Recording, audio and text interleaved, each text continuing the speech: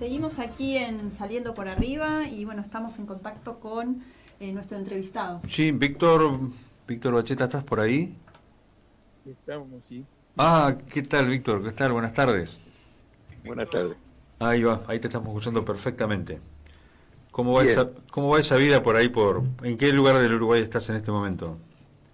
yo vivo en La Tuna, que es un pequeño lugar balneario en la costa del Río de la Plata, ahí más o menos en la mitad del camino entre Montevideo y Piriápolis, es por la ruta interbalnearia, Ajá, ajá. Ah, lindo. es el departamento de Canelones. Claro, claro, claro. Y hoy hace un día precioso, por suerte. Sí, ha maltratado un poco el tiempo en estos días pasados, ¿no? Creo que hubo Sí, unas turbulencias media bravas por ahí por Uruguay, incluso en la Argentina también en sí, algunos lugares, sí, sí. Bueno, efectivamente. estas características del cambio de los tiempos y del tiempo, ¿no? Exacto, exacto. Así que bueno, queríamos charlar contigo con el tema respecto de la situación que nos va quejando por estos Bien, meses, que tiene que ver con esta bien. empresa que bueno, viene a proponer algo que parece ser una salida, pero a veces no lo es tanto.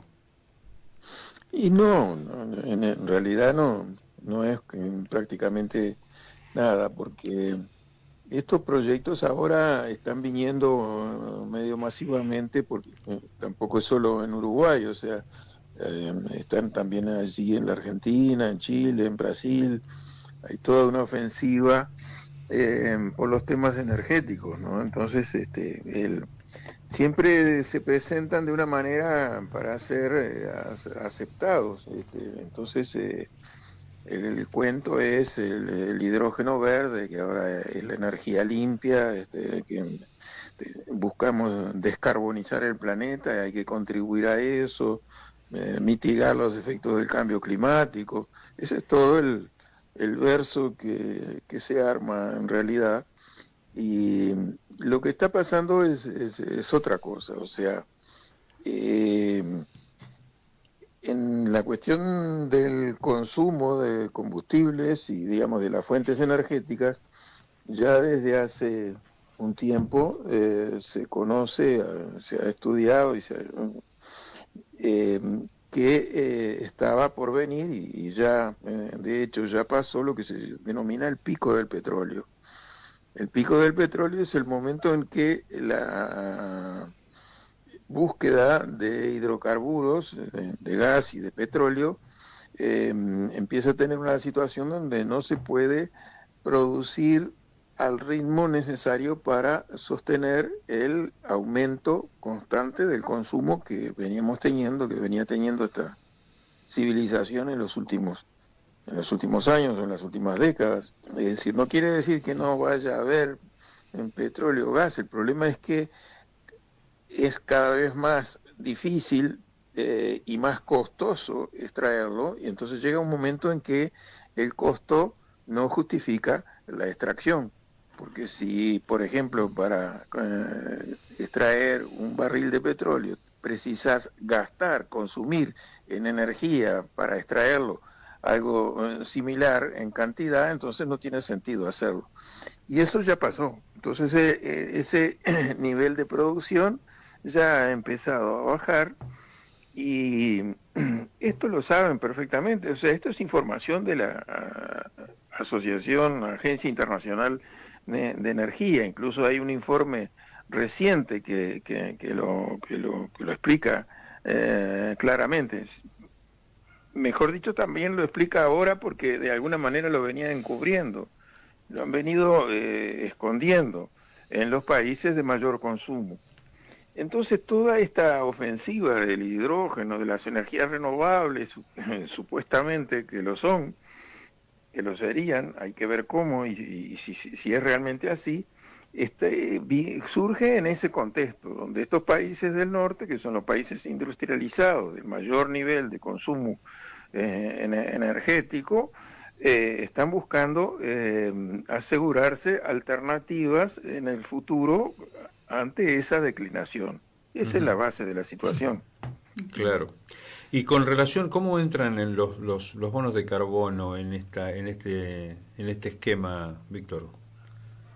Bueno, también, o sea, los bonos de carbono ya vienen planteados en el contexto de la conferencia de las partes eh, sobre cambio climático. O sea, entonces, eso es un invento, digamos, que permite que las metas fijadas para la reducción de las emisiones de carbono de los países puedan cumplirse eh, de una manera tal que, por ejemplo, que un país que tiene muchas emisiones compre el ahorro de emisiones de otro país para este primer país seguir emitiendo carbono, pero como le pagó a una empresa o a otro país que tiene un proyecto que reduce las emisiones, entonces supuestamente una cosa se compensaría con la otra. Ahí Pero va. esto es todo también un negocio Ujú. que además no tiene formas precisas y, digamos, confiables de verificación, entonces se ha entablado un mercado de los bonos de carbono, en donde un país o una empresa dice que compra, le paga a otros, supuestamente, por ejemplo, en la forestación, las empresas forestales, como las que están instaladas en Uruguay, UPM, en Montes del Plata, Ujú.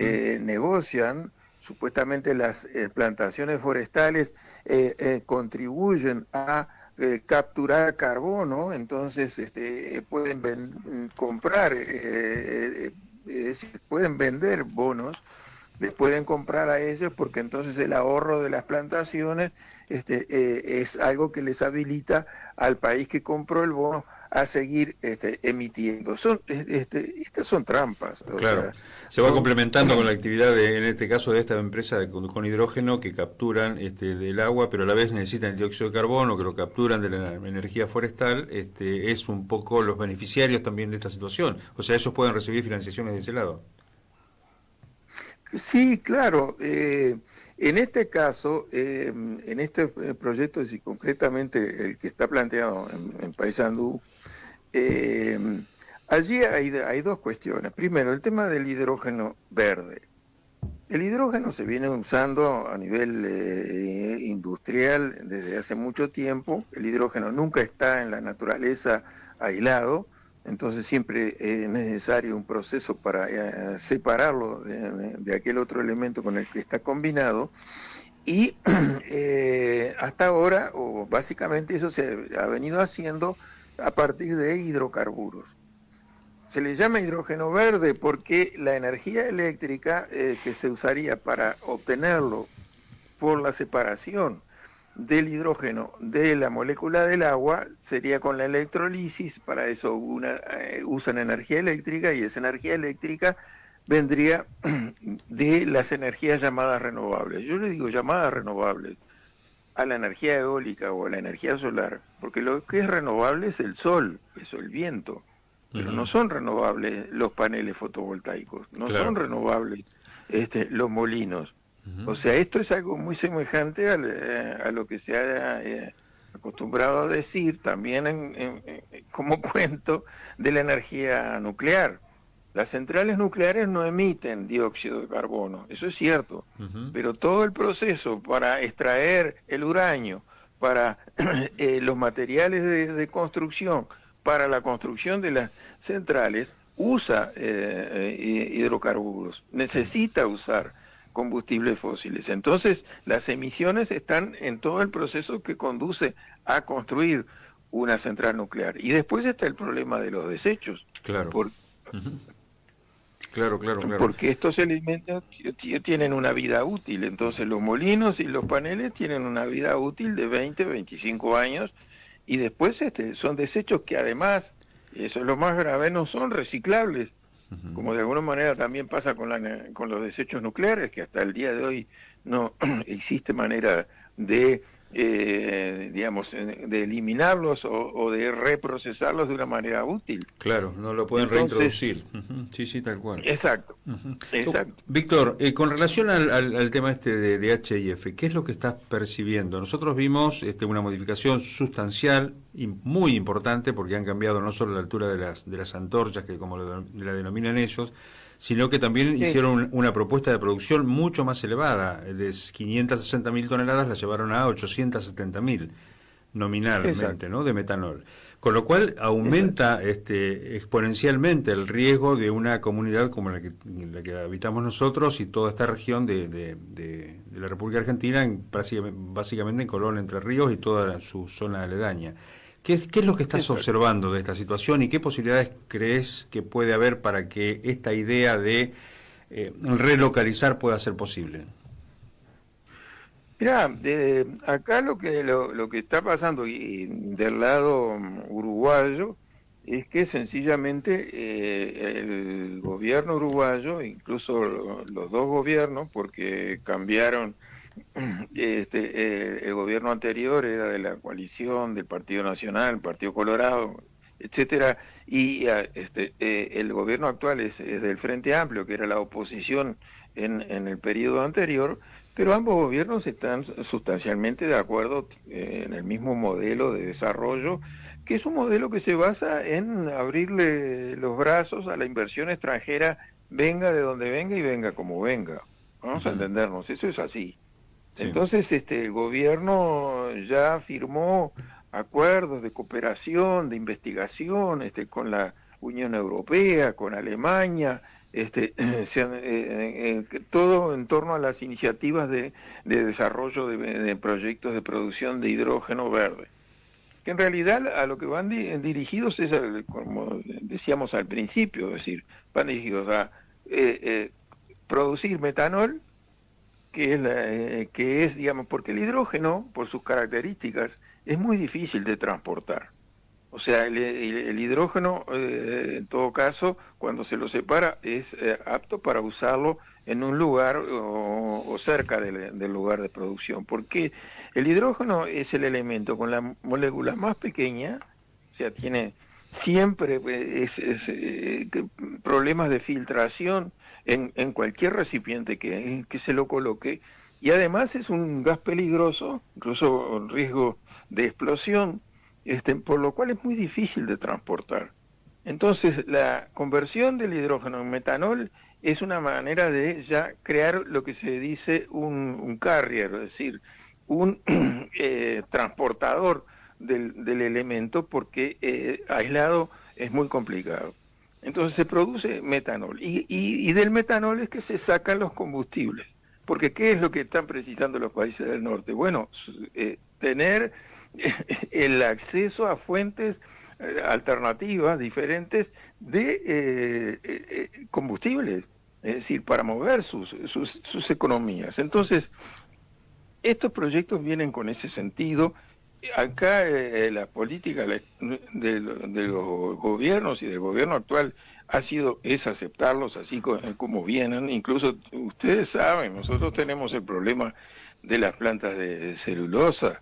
Se les ha dado inclusive zonas francas, donde pagan mínimos impuestos para producir para la exportación. El proyecto de HIF es el 100% para la exportación. Víctor, o sea, Víctor, una ¿sí? pregunta. ¿Cuál sería la dificultad logística para esta empresa de poder armar esta industria en un lugar un poco más alejado del río, ¿no? Porque por lo que nosotros estuvimos estudiando el proyecto, anteriormente se decía que ya tenían comprados los terrenos. Esto no es así, según dice la propuesta, que son compradores, no me acuerdo del término, potenciales, pero es un por otro lado, claro. Que necesitaban estar cerca de Alur, porque de allí iban a abastecerse de dióxido de carbono, que al fin de cuentas va a ser muy mínimo lo que utilicen.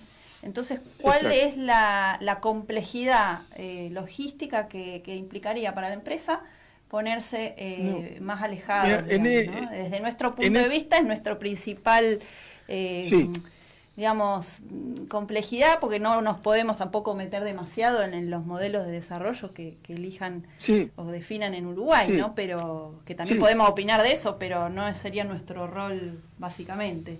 Bueno, mira, el asunto es complejidad logística ninguna, o sea, es un problema de costos nada más, o sea, no es que esa planta no se pueda instalar en otro lugar, y pongo incluso este ejemplo. Hay otro proyecto, es el segundo proyecto más importante de este tipo en Uruguay, en el departamento de Tacuarembó, en Tambores.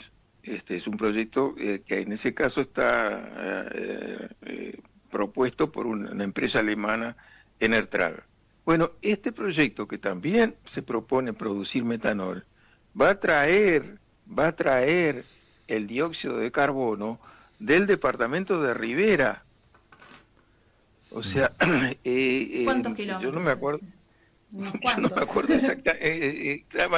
me acuerdo exactamente, pero eso se puede ver en el mapa.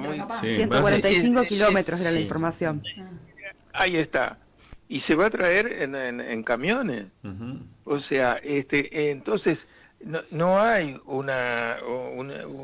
digamos, una necesidad logística. Simplemente es una necesidad de ahorro. Es decir, estas empresas, y eso lo dice también, en definitiva, en un pasaje, la comunicación del proyecto que presentaron en el Ministerio de Ambiente, que las razones de la elección de ese lugar son las necesidades del proyecto industrial, o sea, son las conveniencias del proyecto industrial. Claro, allí a ellos les conviene porque es más barato. Claro. Ese es el asunto. Claro. O sea, tienen más cerca las vías de transporte, etcétera. Exacto, porque ellos por ejemplo, ellos se plantean recibir el dióxido de carbono de Alur, que además, como vimos ahora, es el 5% del total que ellos van a utilizar. El otro 95%, ¿cómo viene? Viene en camiones con los restos de la forestación o de los aserraderos, de 300 kilómetros a la redonda. Claro. Eso es lo que dice el proyecto también. Sí, traen la materia prima y la terminan de procesar ahí en la planta. Extraen el dióxido de carbono en el lugar, sí. Exacto. Y lo otro es que ellos tienen efluentes, y los efluentes están proyectando enviarlos por otro conducto hacia el sur para el colector industrial de efluentes industriales de Paysandú, que tiene Paysandú porque tiene una zona industrial. Sí. Pero entonces la ubicación allí, porque además por otro lado utilizan el agua del río Uruguay, entonces la ubicación allí es de simple interés económico de la empresa, no es una necesidad técnica estructural para que el proyecto funcione. Claro. Entonces esa es la cosa en la mayoría de estos proyectos. No es que no haya tecnologías para que los impactos no sean tales y no produzcan tales daños. Claro. Es que las empresas quieren gastar el mínimo. Sí. Simplemente. Víctor, es un problema económico. Claro, totalmente. Sí. ¿Usted considera que es posible que desde el Estado uruguayo pueda corregirse esa situación? ¿O es potestad de la empresa establecer sí o sí el lugar donde ellos más les conviene? No, de ninguna manera. Bueno, y con respecto a eso, justamente, les quería comentar, porque la empresa está ya inmediatamente, salió en estos últimos días, hay una publicación en Ámbito, que es un medio asediado en la Argentina, sí. Y otra publicación en el periódico El Telégrafo de Paysandú, donde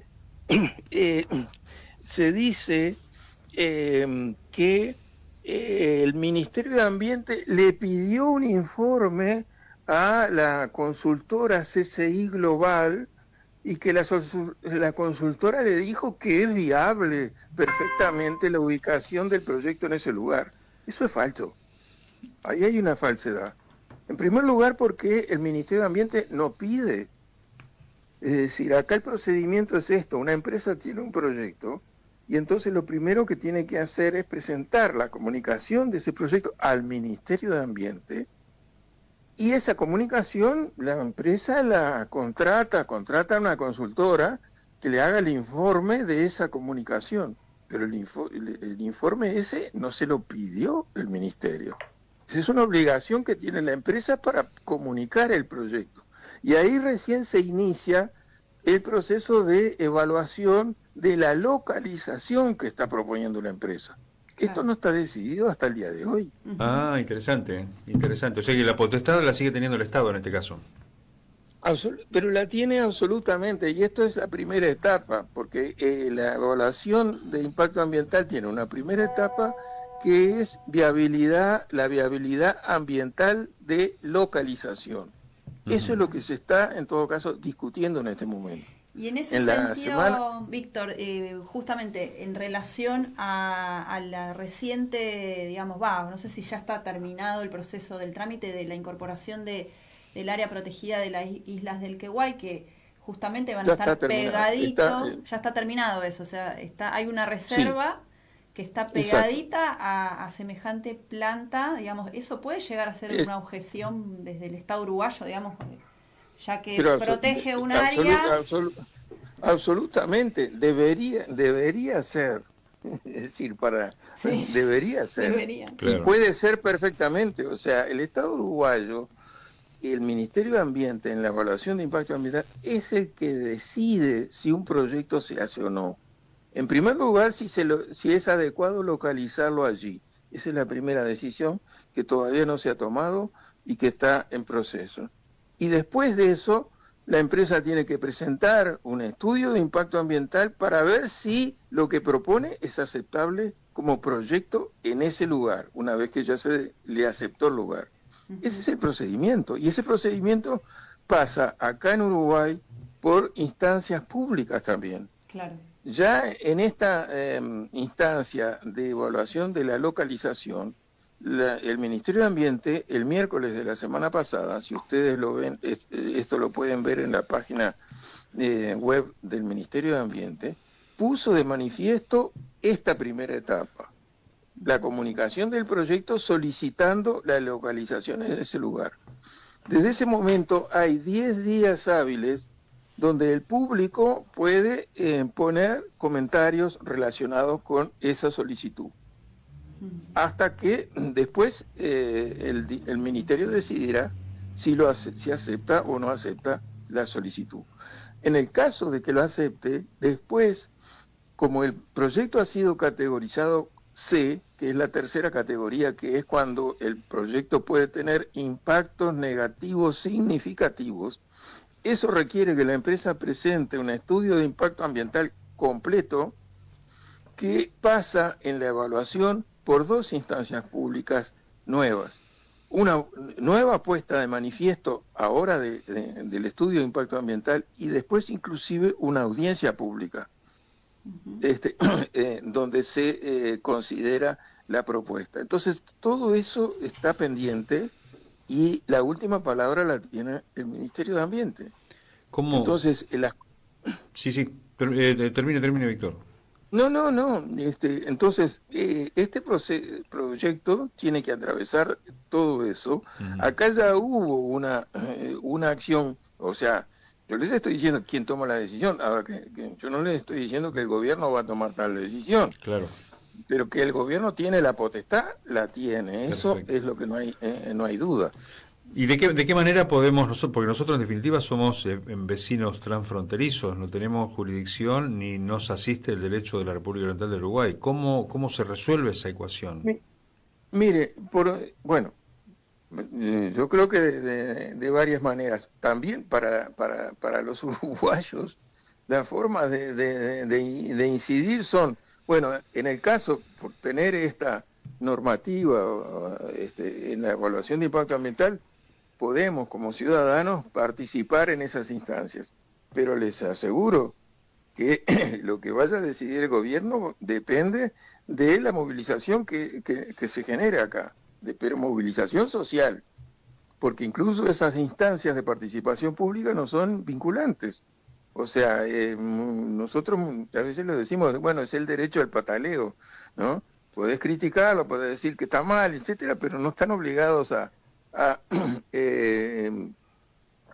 a seguir las consideraciones que hace el público en esas instancias. Entonces, acá desde el punto de vista de la decisión, es una decisión política en última instancia, y para eso hay que tener una movilización social que, digamos, de alguna manera exija y obligue a que las cosas se hagan como se deben hacer. Eso es así en Uruguay. Y en el caso de ustedes, yo creo que tienen también que incidir desde ese ángulo. Es decir, la movilización social de ustedes, la preocupación y las gestiones de los gobiernos, del gobierno local, de la ciudad, del gobierno de Entre Ríos y del gobierno nacional hasta incluso, es importantísima para que el gobierno uruguayo tenga en cuenta todos esos elementos. Muy bien. Bueno, Muy o sea bien. que lo que sabemos que todavía tenemos un poco de tiempo, ¿no? Porque como bien nos contabas, y estamos ya entendiendo los mecanismos administrativos del Uruguay, Sí. hay tiempo, digamos, Sí. pero Sí. bueno, una Pero, vez que se sí. aprueba, después ya es muy complicado. O sea, es ahora el momento de movilizar y Exacto. hacer visible nuestra visión. Absolutamente, absolutamente. Bueno, Víctor, nos pareció muy interesante la charla y los conceptos que has ido desarrollando. Desde ya muchísimas gracias por tu tiempo, por darnos tus palabras, y seguramente no va a ser la única vez. Más adelante volveremos a contactarnos como para poder seguir evaluando este proceso, ¿no es cierto? Que no deja de ser un proceso de carácter histórico para esta región. Exacto, de acuerdo, con mucho gusto. Muy bien. Muchísimas gracias. Gracias. Bueno, hasta pronto, Hasta chao. pronto.